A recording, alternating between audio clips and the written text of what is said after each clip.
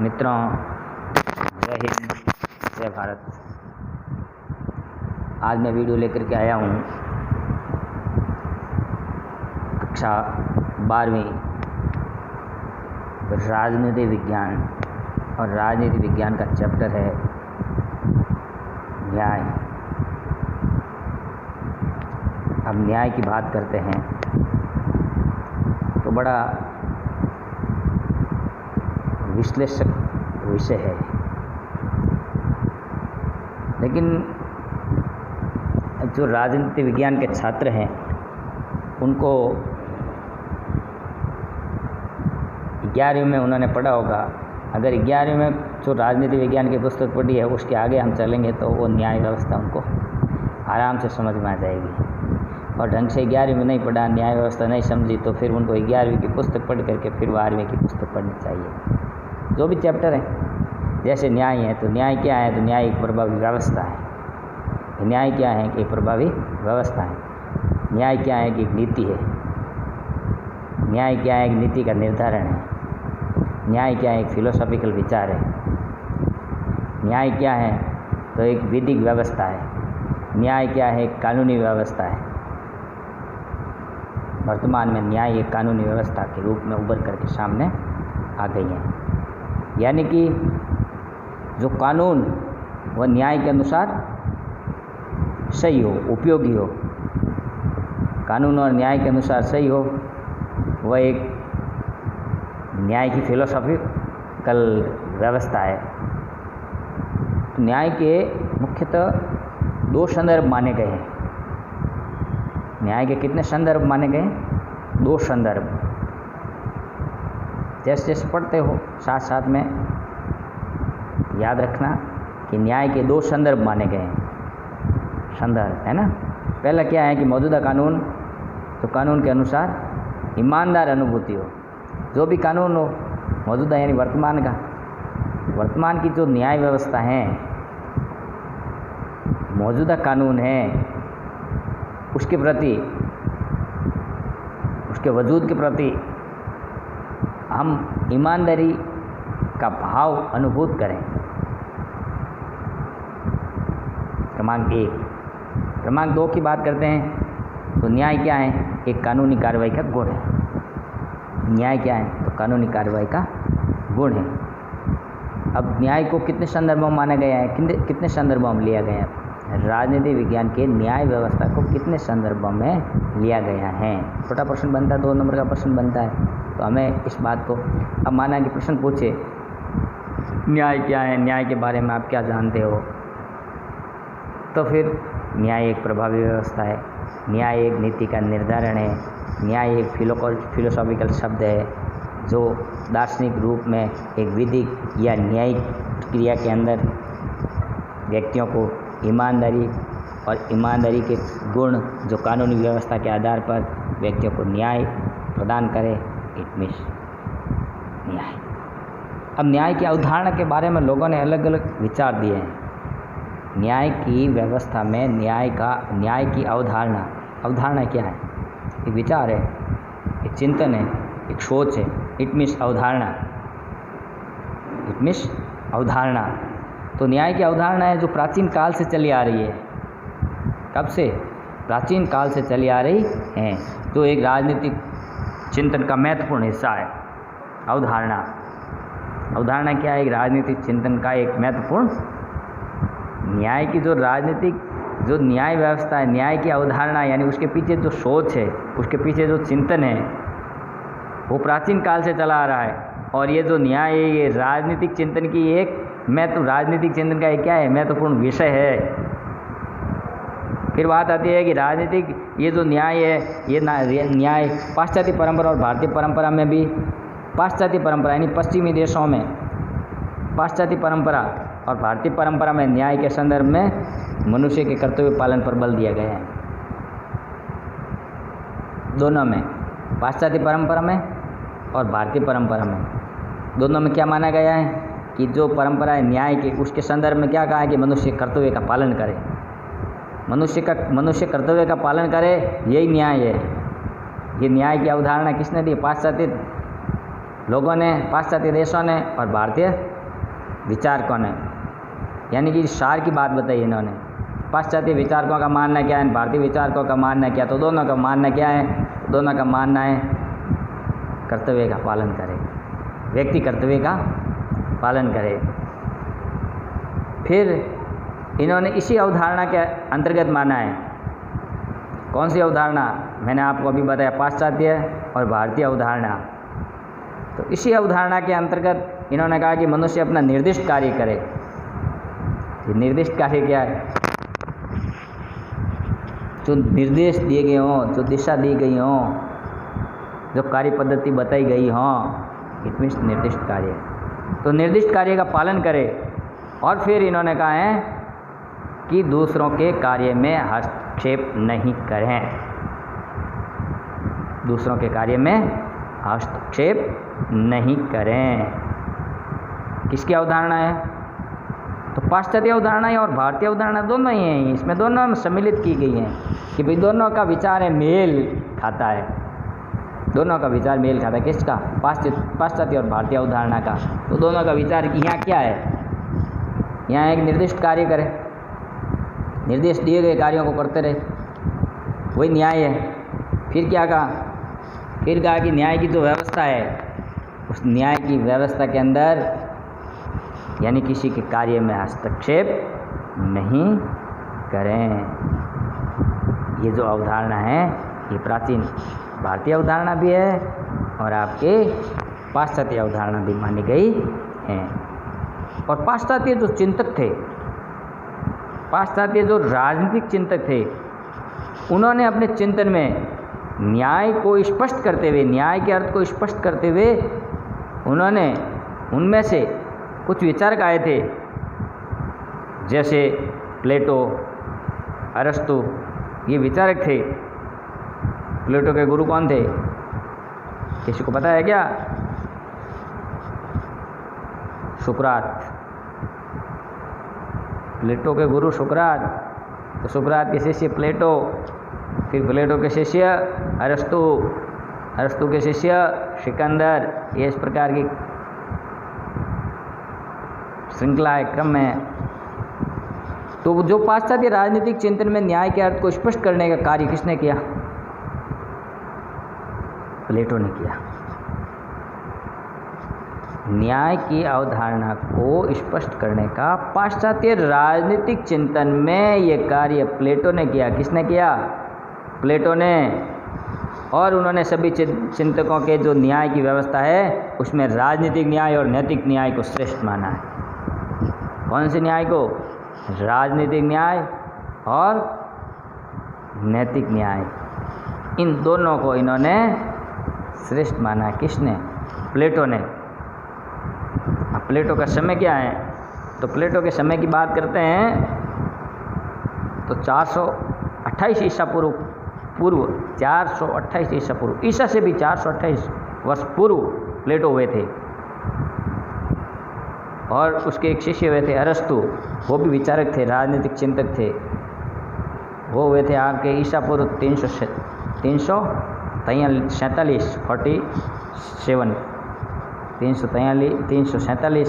ईसा पूर्व, यानी कि ईसा से इतने साल पहले, 347 वर्ष पहले तो अरस्तु हुए थे, उससे 428 वर्ष पहले प्लेटो हुए थे। ईसा पूर्व यानी ईसा से पूर्व। अभी इस मिशन कितना चल रहा है? सोच लो आप, कितना चल रहा है? माना कि 2020। अब 2020 तो ये निकाल लो, फिर आगे और चलो पीछे। इतने साल वर्ष पहले कुछ विचारक हुए थे, राजनीतिक चिंतक, वो पाश्चात्य राजनीतिक चिंतक। उन पाश्चात्य राजनीतिक चिंतकों में इन्होंने, प्लेटो ने क्या बात मानी है कि भाई न्याय क्या है?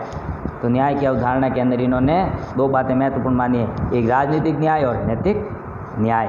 फिर इन्होंने कहा था कि व्यक्ति निर्दिष्ट कार्य करे और किसी के कार्य में हस्तक्षेप नहीं करें। तो बात आई प्लेटो की, तो प्लेटो ने क्या माना? मैंने आपको बताया कि व्यक्ति निर्दिष्ट कार्य करे और फिर किसी के कार्य में हस्तक्षेप नहीं करे। फिर इन्होंने, प्लेटो ने न्याय के दो रूप माने हैं। न्याय के कितने रूप माने प्लेटो ने? दो रूप हैं। तो पहले कौन सा है? पहला है व्यक्तिगत न्याय और दूसरा है सामाजिक न्याय। प्लेटो ने न्याय के दो रूप माने, व्यक्तिगत न्याय और सामाजिक न्याय। सामाजिक न्याय के अंदर हम देख सकते हैं राज्य से संबंधित कार्य। प्लेटो ने न्याय के दो रूप माने हैं। कौन कौन से? फला फला फला। कौन कौन से? व्यक्तिगत न्याय और सामाजिक न्याय।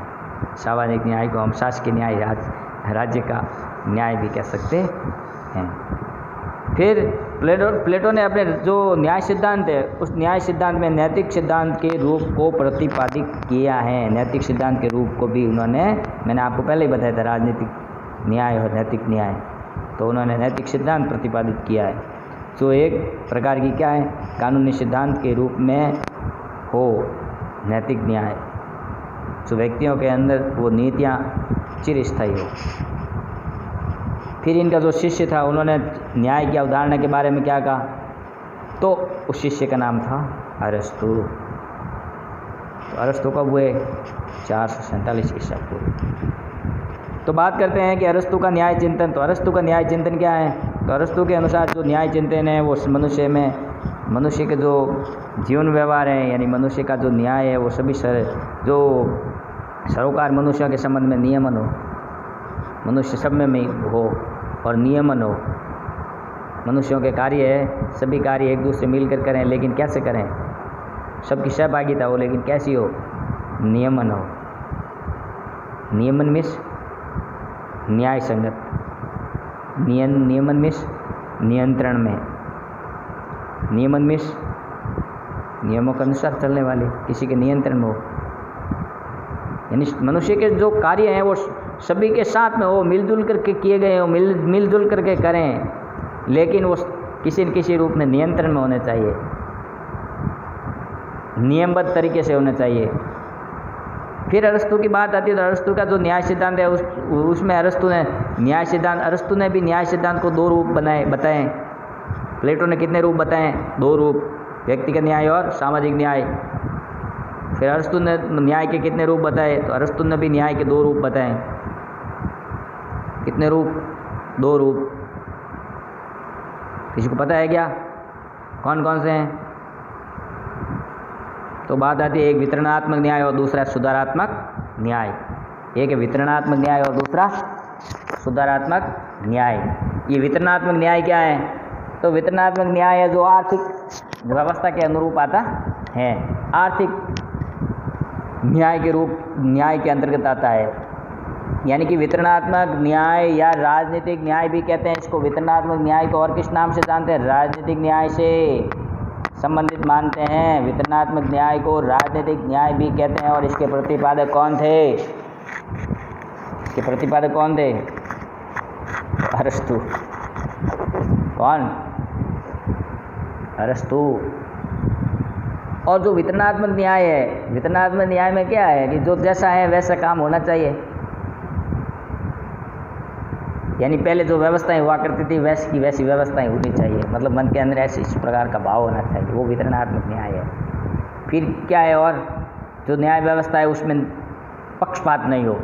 वितरणात्मक न्याय में किसी प्रकार का पक्षपात नहीं होना चाहिए, वो वितरणात्मक न्याय की श्रेणी में आता है। फिर ये सुनिश्चित करना चाहिए कि सभी में समानता हो, सभी में समानता हो।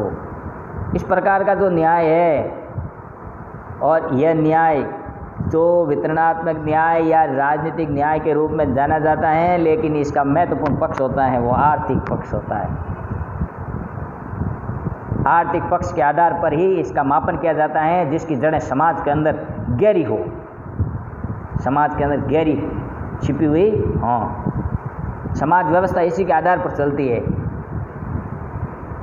इस प्रकार की जो व्यवस्था है वो वितरणात्मक न्याय की श्रेणी में आती है। यानी अरस्तु ने न्याय के दो रूप माने हैं, वितरणात्मक न्याय और दूसरा है सुधारात्मक न्याय। तो बात करता हूँ सुधारात्मक न्याय की। तो सुधारात्मक न्याय क्या है? मेरा व्याख्यान है, ये पॉलिटिकल पर व्याख्यान है। एक एक विषय पर, एक एक पार्ट पर, एक एक बिंदु पर जब जब समय मिलेगा तो व्याख्यान दूंगा, तो आप उसको व्याख्यान को समझने का प्रयास करना। अगर आवश्यकता हो किसी चैप्टर की तो मुझे व्यक्तिगत जो 9829933881 पर आप व्हाट्सएप पर लिख करके भेज दीजिएगा, बात करने का समय नहीं रहता है। तो बात आती है सुधारात्मक न्याय। तो सुधारात्मक न्याय क्या है? तो सुधारात्मक न्याय की बात आती है तो राज्य का एक अपना कर्तव्य होता है, राज्य का एक अपना कर्तव्य होता है, और वह कर्तव्य और उस कर्तव्य के आधार पर राज्य चले। उस राज्य का उस कर्तव्य के प्रति जो उत्तरदायित्व है, इट मीन्स सुधारात्मक न्याय। अब सुधारात्मक न्याय की बात करते हैं तो प्रत्येक व्यक्ति है, उस प्रत्येक व्यक्ति का जो जीवन है उस पर राज्य चिंतन करे, प्रत्येक व्यक्ति के जीवन पर राज्य चिंतन करे। वह कैसे जी रहा है, वह किस परिस्थितियों में है, उसकी व्यवस्थाएं कैसी है, यानी कि वह जी कैसे रहे हैं, क्या उनके खाने पीने की व्यवस्था है, क्या उनके रोटी कपड़ा मकान की बात है क्या। सुधारात्मक न्याय। फिर इसके अंदर सुधारात्मक न्याय में जो संपत्ति का ब्यौरा है, यानी कि उनके पास खाने पीने की सामग्री को लिए वो कुछ कर रहा है कि नहीं कर रहा है, उसके पास काम धंधा है कि नहीं है तो राज्य उनकी व्यवस्था करे, इसमें सुधारात्मक न्याय।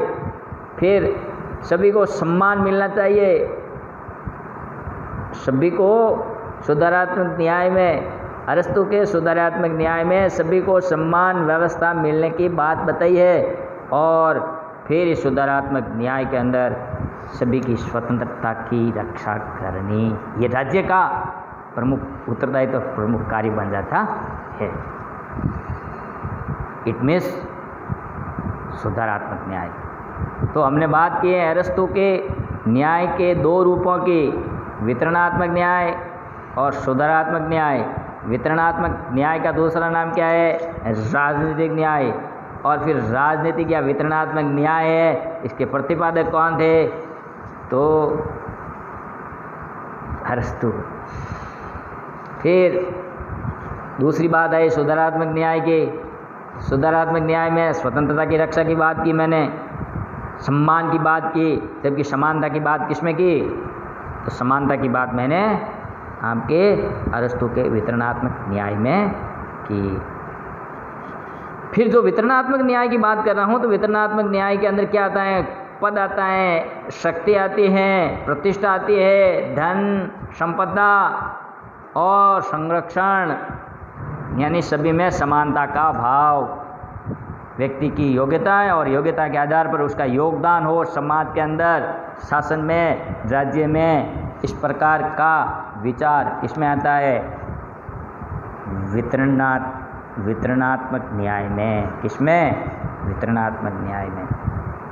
तो अरस्तु का जो वितरणात्मक न्याय है, उसे जो अधिकार प्राप्त है मनुष्य को, अरस्तु के वितरणात्मक न्याय से जो अधिकार मनुष्य को प्राप्त है, उसकी रक्षा करना किसका कर्तव्य है? शासन का।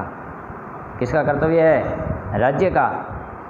राज्य की व्यवस्था होनी चाहिए, और वह व्यवस्था, उस व्यवस्था को जब व्यवस्था सुचारू रूप से हो जाती है तो उसको हम सुधारात्मक न्याय के नाम से जानते हैं।